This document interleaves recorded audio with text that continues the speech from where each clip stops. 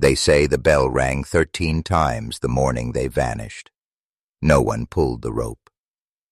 It was June 17th, 1963, a Monday. Clouds hung low like they were listening. Briarfield School, a sprawling estate turned boarding school, sat alone in the hills of northern Devon. Fog gathered thick around its iron gates. That morning, 13 students were marked absent from the morning roll call. All girls, ages 7 to 14, no bags taken, no letters written, no tracks in the mud. The headmistress gave a brief statement to the staff that evening. "They've gone home early, family emergencies." Her tone left no room for questions. Letters were supposedly sent to the parents, explanations whispered like smoke. One of the kitchen staff asked how 13 families could all come at once without a word. She was dismissed the next day. Parents, confused, waited. Some received vague phone calls. Some didn't. Most assumed there'd been a scheduling mix-up. For the first week, no one panicked. But by the time the second week arrived, no children had returned, and no letters had come. And by then, every attendance record, every health chart, every photograph containing those 13 girls had vanished. 13 children, gone without a trace, and no one, not the parents, not the townspeople, not the government, filed a single report. Briarfield shuttered its doors quietly in the fall of 1964. The gates were chained, and the grounds left to rot. Ivy crept along the windows like veins.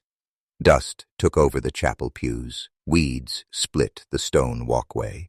But the bell, once used to call children to meals, to prayer, to class, remained above the west wing, silent, until the day it began ringing again. The first report came in 1971 from a man clearing brambles near the gate. He swore the bell rang 3 times at midnight.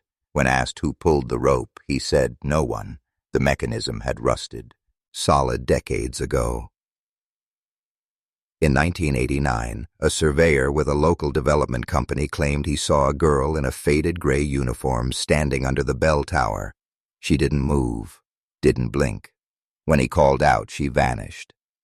He returned to the office, shaken, and filed a formal report. It was buried within the month. By 2002, the story had twisted into legend. Children dared each other to cross the outer wall. Most ran back laughing, but a few returned pale, shaken, refusing to speak. One boy came home with scratches carved into his forearm, 7 tally marks, deep and bleeding. He never spoke another word. The Briarfield bell became a myth. But myths do not grow from air. Myths grow where truth is hidden, where memory is punished, and where silence is sold. There are no official files in the county archive about the missing girls. Briarfield's final year is listed as closed for renovation. No evidence of an investigation, no official statement, no preserved school photographs. The only surviving document is a staff roster, half redacted, with 2 names unblurred, one of them Headmistress Dr. Livia Calrow. There are whispered accounts of a police visit to the estate shortly after the disappearances, but the lead investigator, a man named Harold Cramley, vanished during a fishing trip 6 months later. His boat was found washed ashore, his logbook missing. Briarfield's blueprints, once held in the city records building, were destroyed in a mysterious fire in 1972. No one rebuilt the archive. No official map of the building has been recovered. In 1998, a graduate student named Eleanor Wells submitted a thesis entitled The Bell File, Institutional Erasure and the Briarfield 13. Her professors labeled it dangerously conspiratorial. The paper was rejected. A year later, Eleanor vanished from her apartment in Kent. Her belongings were untouched. Her computer had been wiped, completely clean. A janitor working at the university claimed he saw men in gray coats removing boxes labeled M.K. Briar. No such department ever existed on paper. Locals around Briarfield no longer speak of the school. The older villagers avert their eyes if it's mentioned. One priest, now long dead, once whispered during confession, "They paid us well to forget." And we did, but forgetting doesn't last forever. The few living parents of the missing girls left the area or passed away without public comment. No obituaries were ever printed, no gravestones laid, no lawsuits filed. It's as if the girls never existed. But in 2015, during renovations of a church 5 miles from Briarfield, an old hymnal was found sealed inside a cracked wall. Inside, tucked between its yellowed pages, was a letter written in faded blue ink. It had no name. They told us to pretend they were never real, but I remember her ribbon. I remember her laugh. I remember the sound when they made her forget it all. Wrapped around the letter was a thin piece of frayed red ribbon, child-sized, stained with something the curator said smelled like ash. What happened at Briarfield was not a disappearance. It was a removal, a deletion, and what they buried there never stayed dead. She arrived without ceremony. No newspapers wrote about it. No ribbon cutting took place. No photographs were taken. In October 1960, 3 years before the disappearances, Dr. Livia Calrow stepped onto the gravel path that led to Briarfield School. The morning was fog-laced and windless. Her car was black, unmarked, and already idling back down the road before the iron gates had fully creaked shut behind her. She walked slowly, almost reverently, toward the manor's stone archway. Her shoes made no sound on the gravel, a suitcase in one hand, a leather-bound ledger in the other. Dr. Calrow was a woman people found difficult to describe, not for lack of detail, but because no detail ever stuck. Her eyes were gray or green, her voice was soft but cold. She always wore black, buttoned to the throat, and kept her hair pulled tightly back. She introduced herself to the staff simply. "I am here to restore order." Rumors followed her. Whispers of her time abroad, institutions in Austria, mind research in Denmark, and a brief mention of her name on an American intelligence list from the late 1940s. No one ever found confirmation, and no one who worked at Briarfield asked her questions twice. With her came 2 assistants. The first was Mr. Darrell Vaughan, a man with a surgeon's posture and librarian's silence. He rarely spoke above a whisper, and when he did, his sentences felt memorized. He handled the books, the schedules, and the patient files. He was seen late at night wandering the halls with a brass keyring and a clipboard, always alone. The second was Sister Amelia Gray. She wore a pale blue habit, her face smooth and unreadable. She was the first to unlock the old dormitories, the first to replace the classroom crucifixes with unmarked wooden symbols. She said little, smiled rarely, but children found her eyes difficult to meet. The original staff of Briarfield was not dismissed. Most chose to resign. A few stayed, drawn by the promise of a new therapeutic philosophy and a sizable pay increase. Their silence, in the years that followed, would become its own kind of complicity. Dr. Calrow outlined her mission in a single staff meeting during her first week. It was brief, 47 seconds long. No notes were taken. "Our children come to us fractured," she had said, standing under the flickering assembly hall light. "We will not medicate them. We will not punish them. We will restore them." That was all. But what followed wasn't healing. It was reformation, quiet, precise, and terrifying in its order.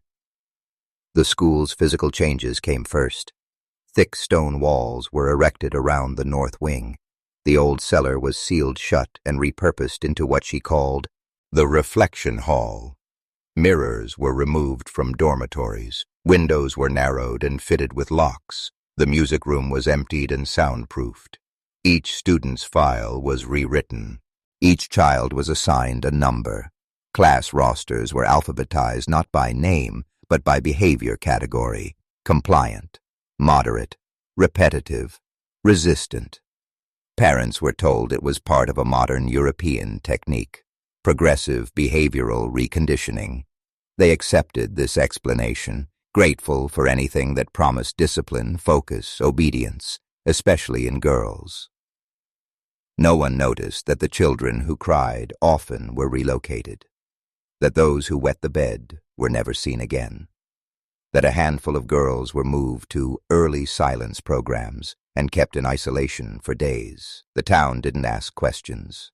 They were told it was research, that Briarfield had been selected for a special government-funded initiative focused on developing educational cognitive advancement. Money came in, new fences were installed, a thick hedge wall grew taller each month until the manor became nearly invisible from the road. Church leaders gave blessings. The mayor made a single public visit in December 1961. He smiled in the photo, then resigned without explanation a month later. His successor never mentioned the school again. And so, behind high stone walls and quiet windows, the true curriculum began. Not mathematics, not language, but correction. Children began walking in lines, not by rule, but instinct. They began to whisper the same phrase in their sleep. We are safe, we are seen, we are silent.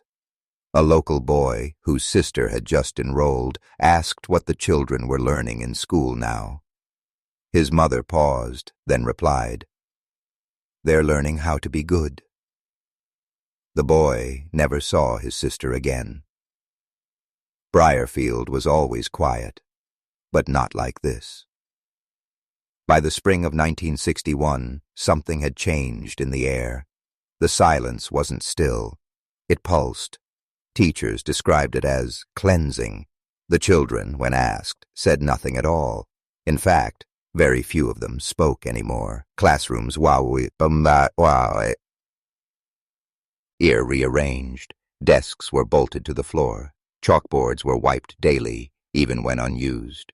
The old portraits of the school's founders were taken down and replaced with blank frames.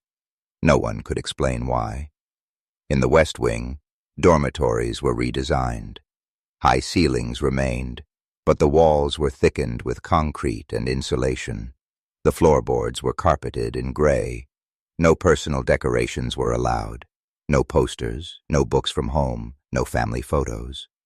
One of the older students, a girl named Elsie Marwood, tried to keep a small locket her grandmother gave her. It was confiscated. When she cried, she was marked as emotionally redundant and reassigned to the lower south dorms. Her roommate said she never saw her again. Mirrors were removed from the entire building. When one of the new students asked why, Sister Amelia simply replied, "Reflection delays correction." Even the sounds inside the school felt off. Doors no longer creaked. The bell, once a staple of daily routine, was replaced with a soft tone played through speakers no one ever saw installed. The new sound was low, barely audible, but it hummed deep in the chest. It was the kind of sound you didn't hear so much as feel. Children stopped calling each other by name. At first, it seemed like a game, but when staff overheard them referring to each other by numbers, 23 took my ribbon, or 6 is crying again, concerns were raised, then dismissed. Dr. Calrow called it part of the simplification process. Staff meetings were brief and increasingly mandatory. No one was allowed to leave the campus without written approval from Mr. Vaughn. The main gate was sealed every evening at 6:00 p.m. sharp. No phones, no letters, no visitors on weekends. There was no official rule against speaking, and yet the school grew quieter by the day. Disobedient girls, especially those who questioned routine, were given reflection hours. No one knew what that meant at first, but over time it became clear. Those girls were removed from classes, held somewhere unseen, and returned. Altered. One girl returned from reflection hours with a different handwriting. Another stopped responding to her own name. A third began whispering a phrase to herself before sleeping. I've always been good. I've always been good. I've always been good. Even stranger were the memory gaps. Children began forgetting simple things. What day it was, the names of their siblings, how to tie their shoelaces. When asked, they'd smile and say, "That's not part of me anymore." A caretaker named Mrs. Hanley, one of the oldest staff members nearing retirement, began noticing patterns. Words in books were changed, entire pages rewritten in blocky, unfamiliar script. Journals and notebooks disappeared overnight. When she brought it up to Dr. Calrow, she was met with a chilling smile and a dismissal. "Perhaps you're misremembering. That happens to all of us eventually." She left Briarfield a week later. Her husband later told a reporter, "She stopped speaking about the school altogether, and she used to hum constantly before. But after that, I never heard her make a sound again." Children who once laughed now stared blankly. Girls who once ran through the halls now moved slowly, as if measuring each step. Some wore gloves to bed, others insisted on sleeping without pillows. And then came the loops. A young teacher, Mr. Fletcher, overheard a group of girls repeating the same conversation word for 3 days. He assumed they were practicing a school play. When he asked which play, they all turned to him at once and said in perfect unison, "This is not a question for you." He left the school the next morning and never returned. One journal, later found buried beneath a dormitory floorboard, contained a single repeated phrase written in uneven handwriting across 40 pages. "You've always been quiet. You've always been quiet. You've always been quiet." In Briarfield, echoes, well, they're not allowed. They weren't just feared, they were removed, because echoes meant remembering, and remembering was dangerous. It started with a list, not typed, not written, etched. On the 3rd floor of Briarfield's East Wing, long closed for repairs, Dr. Calrow had converted an old drawing classroom into what she called the selection room. Inside were no desks, no lights, just a long wooden table and a glass wall lined with names carved by hand into the surface like a ritual. The names were never explained to staff, but children whose names appeared there began to disappear from ordinary routines. The term used was reevaluation. No official files mentioned what that meant, but girls would vanish for a few days. Some came back, others didn't. Those who returned were changed, compliant, quiet, and forgetful, but what unsettled the others most wasn't their silence. It was that they no longer remembered ever leaving. One girl, Clara Briggs, was sent for reevaluation after pushing back during a handwriting lesson. She had cried, not out of defiance, but from exhaustion. Her hand blistered and bandaged from writing the same sentence over and over. "Good girls, listen without echo." She returned 3 days later with a bandage behind her ear and a strange aversion to her own reflection. When asked where she had been, she tilted her head and said, "I've always been here. I've never been gone. Why would I be gone?" A few of the braver girls whispered that they'd seen the selection room. One said she caught a glimpse of herself watching herself through a one-way mirror. Another said she saw her own name scratched into the glass in letters so deep they had cracked the surface. But when she told her dorm mate about it, her bed was empty the next night. The girl was never seen again. Dr. Calrow claimed the program was designed to elevate self-control, to help realign young minds with peaceful outcomes. But whatever method she used, it erased something far more permanent. What disturbed the few remaining staff was that some children were chosen more than once, twice, 3 times, even 4. Each time they returned stranger.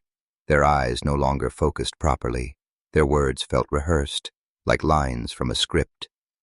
One girl, Evelyn Porter, only 9, began speaking in phrases no one understood. They folded me. Then they unwrapped me. When asked what she meant, she blinked, paused, and started repeating the sentence over and over, faster each time, until she began to convulse. She was removed from class. Her name never appeared on the roster again. No teachers resigned after that. They were no longer allowed to. The concept of correction began to expand, not just for discipline, for dreams, for curiosity, even for laughter. Children who laughed too loudly were marked. Those who remembered too vividly were sent away. It wasn't just behavior being reshaped. It was identity, language, memory. And at the center of it all was the chapel. Once a sacred space with stained glass and hymnals, it had been stripped bare under Dr. Calrow's direction. The pews were replaced with long stone benches. The altar was replaced by a lectern carved with looping symbols. A large speaker was installed above the pulpit, hidden behind decorative molding. It emitted tones, low, droning frequencies that hummed during group sessions. Children were instructed to close their eyes and repeat affirmations. I am still. I am clean. I am safe. I am seen. But over time, a new phrase was introduced, a whisper woven into the sound. You're safe. You're seen. You're hollow. One day, during an unsupervised moment, a student wrote those words in chalk across the courtyard stones. The next morning, the stone was scrubbed clean, the chalk broken in half, and the girl, whoever she was never named again. The corrections continued, patterns sharpened, selection became routine, names appeared, names were erased. Some children began sleeping with ear shoes on. Others refused to speak above a whisper, even alone. A caretaker once asked a child, "Do you know who you are?" She smiled faintly and answered, "I'm what they made me, twice." The caretaker left the school that night and burned every notebook she ever kept. By 1963, the list on the glass wall held 13 names, and they had all been chosen twice. Not all the chosen vanished forever. A few were returned. The school called it successful completion. The term appeared in 3 staff logs, scribbled in Mr. Vaughan's tight clinical handwriting. But the girls who came back were not successes. They were husks. The first to return was Mabel Hensley, age 12, missing for 6 days. She was returned to her dormitory in the middle of the night, carried in by Sister Amelia, who said nothing. Mabel's roommate, Lucy Wright, woke to find her sitting upright in bed, eyes wide open, staring at the ceiling. When Lucy whispered her name, Mabel didn't blink. When she reached out to touch her hand, Mabel recoiled, as if the contact were something foreign, wrong. The next morning, Mabel dressed herself, folded her bed sheets, and stood in line for breakfast without speaking a word. When asked by the headmistress how she felt, she smiled and said, "I'm corrected now." Other girls began to return soon after, one by one, always at night, always silent. Each time, the same signs appeared: vacant stares, forced smiles, and total emotional flatness. They didn't recognize their own bunkmates. Some recoiled from old toys, favorite books, or family photos. One girl was handed her diary, her name still written across the cover, and she asked, "What is this?" They ate, walked, and even followed instructions perfectly. But they did not play. They did not cry. They no longer dreamed. At first, the staff called it tranquil reintegration. Dr. Calrow praised it as proof of the program's effectiveness. In meetings, she described the girls as refined, sharpened, prepared for the world. But a few staff members disagreed, quietly, carefully. A young assistant teacher, Miss Holloway, documented the behaviors. In one private journal entry, she wrote, "They are not children anymore. They've been emptied and smoothed over like glass. Something else looks through their eyes." She was dismissed the next week. Officially, she requested leave, but she never collected her final paycheck. One by one, the returned girls were sent home. Parents were told their daughters had made great progress, that they'd been healed from their behavioral disorders, that they were now ready for the world. And at first, the families were grateful. The Hensleys said Mabel was so calm now, no longer argumentative, no longer crying over bad dreams. But then they noticed the other things, how she didn't laugh when her father made jokes, how she stared at her baby brother like he was unfamiliar, how she began waking up in the middle of the night, standing at the end of the bed, whispering to the walls. The Porters reported similar changes. Evelyn, once a bright, talkative child, now spoke only in one-word answers. She didn't respond when her mother said her name. She didn't flinch when her finger got caught in a door. When shown a family photo album, she turned each page carefully and said, "These are nice people." But the most horrifying change was in their memories. They had none. They didn't remember Briarfield. They didn't remember their teachers, their friends, or the lessons. When asked about the time they were gone, most simply said, "I was never gone." Some of them showed strange new behaviors. One girl, Margaret Lyle, developed an obsessive habit of folding napkins into perfect squares, over and over, all day long. When her mother tried to stop her, she screamed for 47 minutes straight. No words, just raw sound. Margaret's aunt, who had helped raise her, hanged herself 2 weeks later. In her note, she wrote only, "This is not who she was. This is not who she is." The phrase, "returned hollow," was never written in any official report, but among the kitchen staff, it became shorthand, a quiet warning, a term that meant, "Watch them closely. They aren't the same." One night, a nurse named Joanne watched Mabel Hensley sit by the fireplace, staring at her reflection in the glass door. She was holding something in her lap, a ribbon, red and frayed at the edges. Joanne asked, "Where did you get that?" Mabel didn't answer. She simply looked up and whispered, "This used to be mine, but I don't remember why." Joanne left her shift early that night. She never came back. Her name was Annalise Ward, 13 years old, the middle child of 3. She was known to be curious, quiet, and unnervingly perceptive.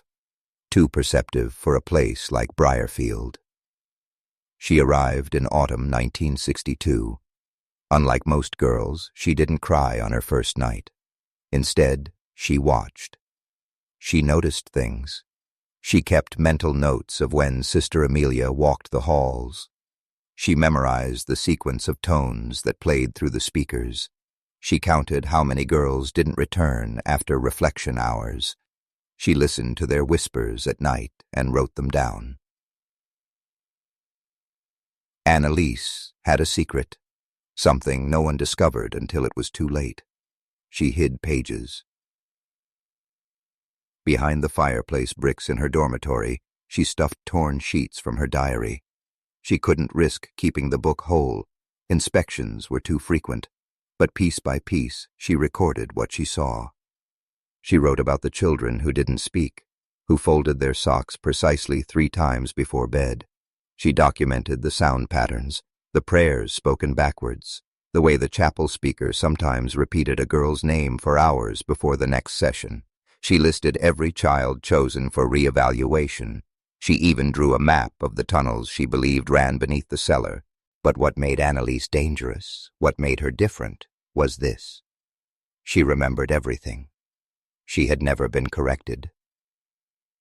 In late December 1962, Annalise attempted to warn her roommate, a nervous 10-year-old named Miriam. She whispered that the walls had ears, that the bells were not real, that if she ever heard her own voice calling her name at night, she must never answer it.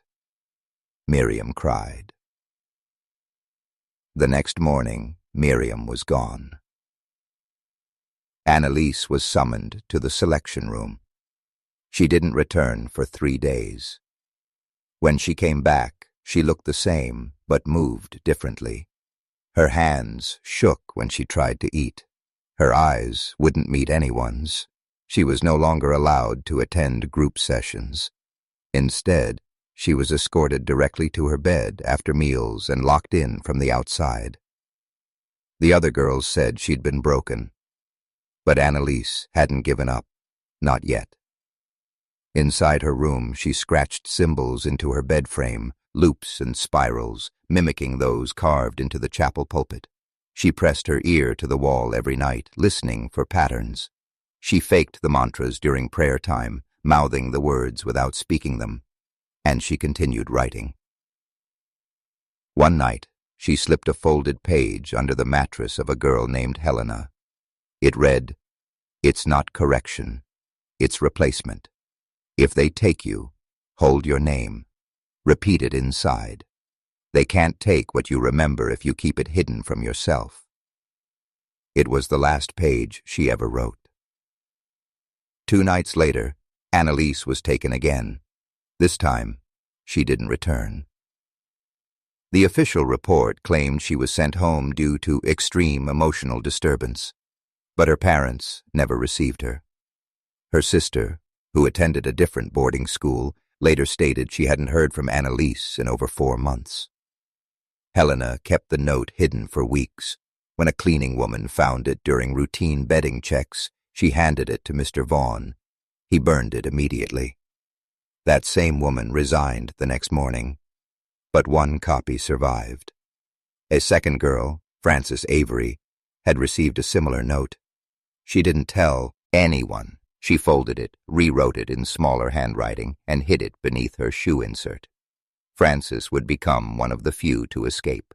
She would tell investigators later that Annalise wasn't mad. She was methodical, that she never forgot names, that she was the only girl who could still say her own birthday aloud without hesitation, that her final sentence, whispered through the dormitory door on her last night, was not a goodbye. It was a warning. It's not correction, it's replacement. Some would later say Annalise's greatest weapon wasn't defiance. It was memory. She remembered what they wanted forgotten. She held on to her identity like it was a blade, and in the end, she passed that blade to someone else. She disappeared, but she left a spark. And for the first time since Briarfield's silence began, someone else remembered too. The storm came on a Thursday. Most of the town said it wasn't supposed to rain. Forecasts had called for a calm night. But by 8:00 p.m., thunder rumbled low across the moors, and cold sheets of rain lashed against the stone windows of Briarfield like they wanted in. Inside the school, something else was brewing. For weeks, a small group of girls had been reading, memorizing, whispering in corners. Not with hope. Hope had been drained long ago, but with urgency. Frances Avery was among them. She had read Annalise's message dozens of times, folded and unfolded it, rewritten it from memory in different places, beneath her bed frame, behind a pipe, even etched lightly on the underside of a dinner tray. They knew the patterns, they had learned the routines, and more importantly, they had learned the shifts. At 9:14 p.m., during an internal rotation of night staff, a brief window opened. 7 minutes, when neither Sister Amelia nor the groundskeeper passed through the East Hall. That's when Frances made her move. With two other girls, Livia Calrow and Esther Marsh, she slipped into the laundry chute behind the dormitory. It was tight, cold, and rusted from years of moisture, but it led directly to the lower west corridor, long believed to be off-limits due to structural weakness. They had memorized every door, every step. They carried a torn floor diagram, hand-sketched by Annalise and smuggled in pieces. They carried a journal page with names, the 13 girls who had been re-evaluated twice. And they carried a bundle of notes stained in dark purple ink, made from crushed berries and soap. The storm masked their steps, but the sound wasn't just wind and thunder. Frances would later say it felt like the school itself was groaning, walls shifting, doors exhaling. In the west corridor, they found it, a door marked R03. It didn't open with keys. It opened with pressure, a soft push. Behind it, a stairwell, narrow, deep, unlit. The tunnel was wet and curved like a serpent's spine. It led them beneath the chapel, beneath the prayer hall, beneath the room that never echoed. There, they found a vault. It was not what they expected. No bodies, no cages, no blood, but something worse. Order. Labeled files, labeled photos, jars, long drawers filled with hair samples, ink test results, brain activity charts, a wall of names, many crossed out, a sealed box labeled M.K. Thorne, M.M. Del 3, another tagged, successful voids, batches 5 to 8. And in the back, behind a cracked wooden divider, 13 school uniforms folded neatly beside a row of child-sized shoes and a jar of teeth. Esther vomited.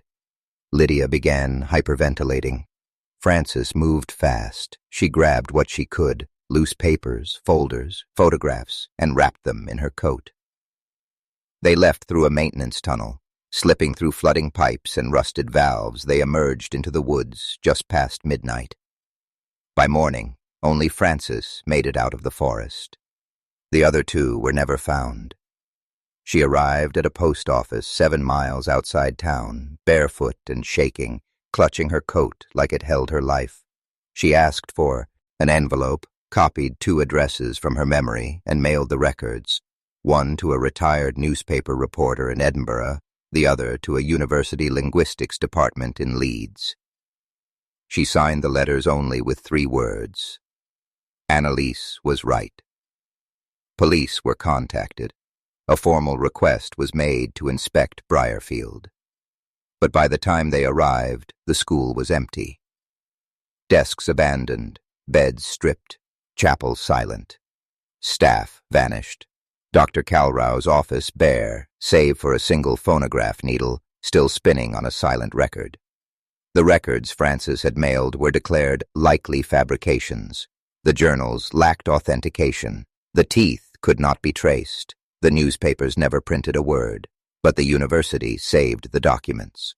One professor kept the ink-stained pages in his archives for years, convinced they were part of something buried. In his notes he wrote, "They took the knowledge. They left the blood." Long after Briarfield had been shut down, long after the official investigations had concluded and the files buried, one room remained. It wasn't marked on any blueprint. No staff had ever referenced it in schedules, routines, or letters. But Frances Avery had mentioned it once, only once, in a taped interview just before disappearing in 1976. There was one door. They never let anyone near it. Even they were afraid of it. She called it the room that remembered. It was discovered accidentally in 1988 by a team of contractors surveying the ruins of Briarfield for demolition. Beneath the foundation of the east wing, beneath 4 layers of crumbling brick, they found a small steel hatch. It had no handle, no hinges, just a round plate the size of a palm, scorched black. The team's lead technician, Mark Dunley, insisted they leave it untouched. His assistant didn't listen. When he pressed the plate, the hatch opened with a sudden hiss, ryan, releasing a gust of air colder than any draft could explain. The chamber inside was dry, silent, and somehow preserved. No mold, no dust, no decay. But it wasn't empty. The walls were lined with rows of speakers, not modern, analog, bulky, cracked, and yellowing from age, dozens of them. Above each speaker was a child's name stenciled in fading white letters. Most names matched the original list of the 13. A tape machine sat in the center of the room, connected by wires, still humming. And though no tape was visibly loaded, the speakers began to play. Soft voices. Children. Not in unison. Not chanting. Just speaking. I was 5. My name is Miriam. I remember the window. It had no glass. They folded me. You're safe. You're seen. You're hollow. The voices repeated, then changed, then layered, until it was no longer a chorus, but a storm. The team fled the site within 15 minutes. One man vomited behind the van. Another refused to return the next day. Mark Dunley made one final log entry in the inspection report. There is no physical explanation for the chamber, but it knew their names, and it knows more. Within 48 hours, the hatch was welded shut under government order. But the recording survived. One of the contractors, a young man named Ellis Rourke, had left his tape recorder running during the discovery. He smuggled the cassette home, convinced it held something historic, something unnatural. 3 months later, Rourke was found dead in his apartment. No wounds, no evidence of struggle, no sign of suicide. The only strange detail, every speaker in his apartment, TV, stereo, even his landline handset, had been dismantled, smashed with a hammer. The tape was never found, and so the room faded into rumor again. Locals called it the Hollow Box. Some said it was the school's core. Others said it wasn't built, but grown. A wound inside the building that couldn't be stitched closed. There are reports, unconfirmed, of modern researchers returning to the ruins in the early 2000s. One woman claimed her EMF meter overloaded just above where the hatch was sealed. Another said her phone, when placed on the ground near the site, began to play voices from her voicemail, except none of them were hers. The last known visitor was a student from Manchester, part of a thesis group researching unethical psychological programs. He camped overnight at the site in 2007. He posted one blog entry at 2:41 a.m. I found it. The hatch is still warm. I heard something. Not words, just remembering. He was never seen again. All that remained was his phone. On it, a single audio file, time-stamped 2 minutes before his final post. It was 6 seconds of static, followed by one phrase. The room is not sealed. It seals you. The house may have been sealed, but the silence didn't end at its walls.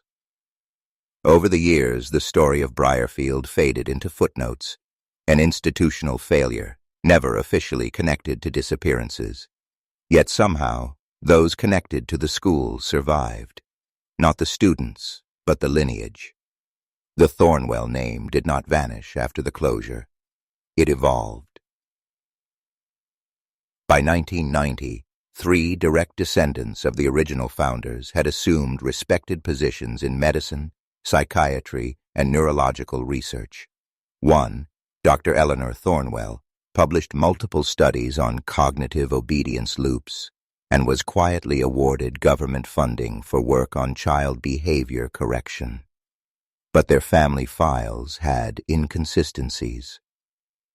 Birth certificates listed in 2 different counties, medical histories rewritten, signatures altered, prescriptions identical across unrelated cases. One child's report listed a diagnosis date before she was even born. Another's pediatrician was shown to be deceased 3 years prior to the file's date. At least 7 family members reported experiencing total memory gaps before age 10. Some chalked it up to trauma, others called it selective amnesia. But as more cases surfaced, something sinister emerged.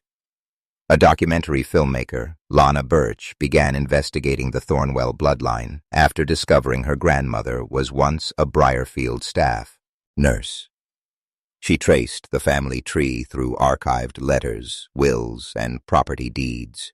She discovered that every surviving member of the original Thornwell estate had relocated at least once every 7 years, never settling in one place, never attending therapy, and never speaking publicly. Lana interviewed Sophia Thornwell, age 27, a distant cousin who lived alone in Devon. The footage was never broadcast, but transcripts revealed something deeply disturbing. Lana: "Do you remember your early childhood?"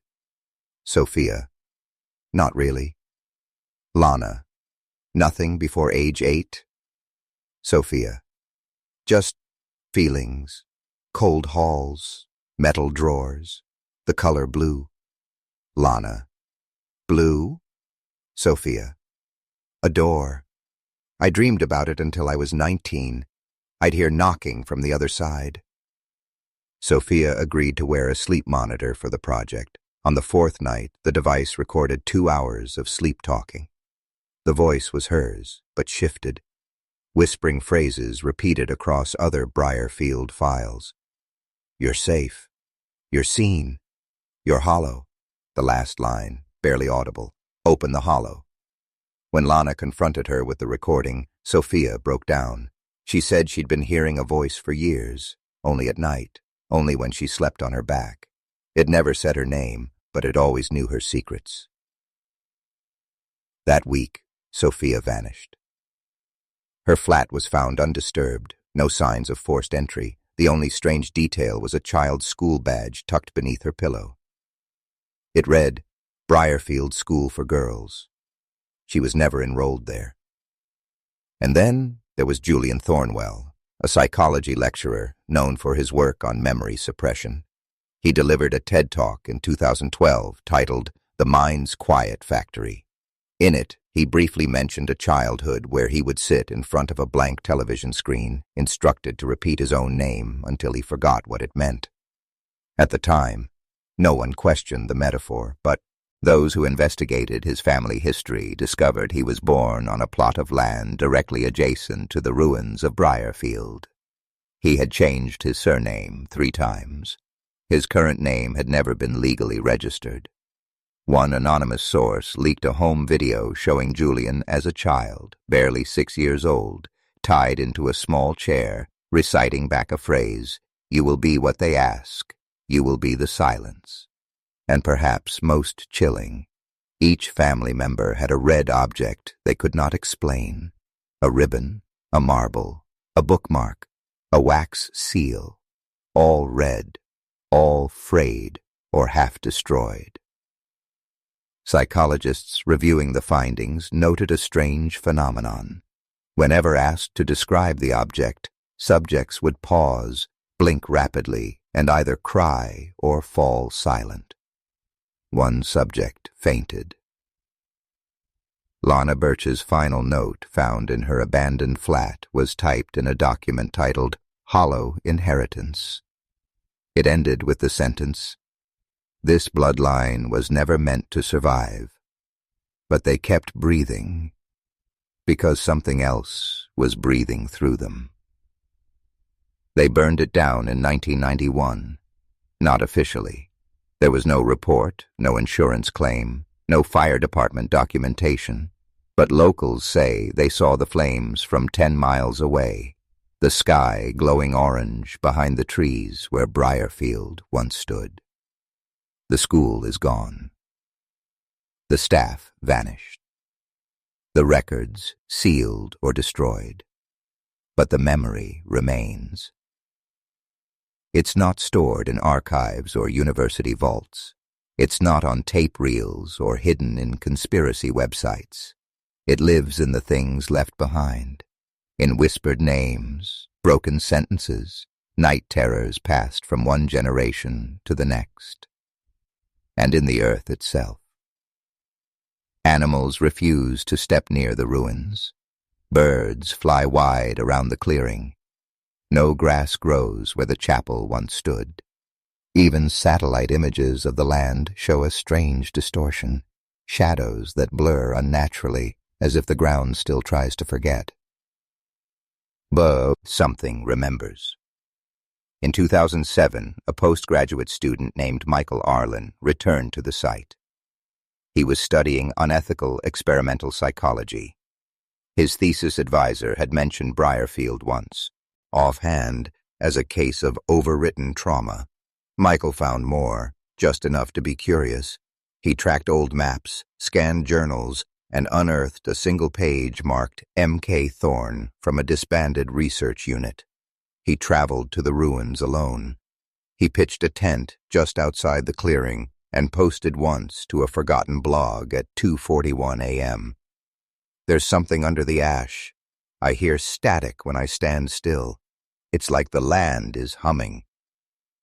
The post ends with a single line. No one remembers the screams, but the walls do. Michael was never seen again. Search parties found nothing but his boots placed neatly beside the fire pit. His phone remained powered on. The final photo in the camera roll showed only a red ribbon nailed into the trunk of a tree. That same ribbon had been recorded in files decades earlier, tied in the hair of Miriam Clark, one of the original 13 children. And so it continues. Survivors are nearly gone. The few who remained refused interviews, choosing instead to live under new names or vanish entirely. The last known letter was received by a retired archivist in 2016. It was typewritten on yellow paper and postmarked from no known town. It read, "You were right not to speak. The ones who did were corrected. But I kept something. I kept her voice. I say it once each night so I don't forget. My name is Annalise. My name is Annalise. My name is Annalise." The letter contained a wax-sealed envelope with no return address. Inside, a drawing of Briarfield, exactly as it looked in 1962. The details were perfect, down to the placement of the bell, the cracks in the east stair, and the chapel windows. But one thing was different. There was a door no one had ever seen before. It was drawn into the left-hand wall of the dormitory hall. Faint symbols circled the handle, the same symbols that had appeared on the chapel podium, on the correction notes, and on the jackets of the children who returned silent. One professor studied the symbols and recognized a pattern, old linguistic roots combined with psychological command cues. He translated the phrase etched around the door: "Speak nothing, hear all, become hollow." He published a paper the following year. 3 months later, his office was found burned. The last confirmed Thornwell family member, Julian Thornwell, disappeared in 2021. His final lecture included a strange anecdote. He mentioned that sometimes, when he closed his eyes in total silence, he would hear a young girl say, "You're not breathing. I'll do it for you." And still, no mainstream news outlet has ever reported the disappearances. No child was ever recovered, no grave ever uncovered, no justice ever served. All that's left is a name, a story, a warning, and the school's foundation, buried under moss and ash and silence. But ask the locals, ask the hikers, ask the wildlife photographers who get too close, ask anyone who stood alone near the eastern edge of that forest on a windless night. They'll tell you the same thing. The air there moves without wind, and sometimes, when the trees are still, you can hear a bell that hasn't rung in 50 years,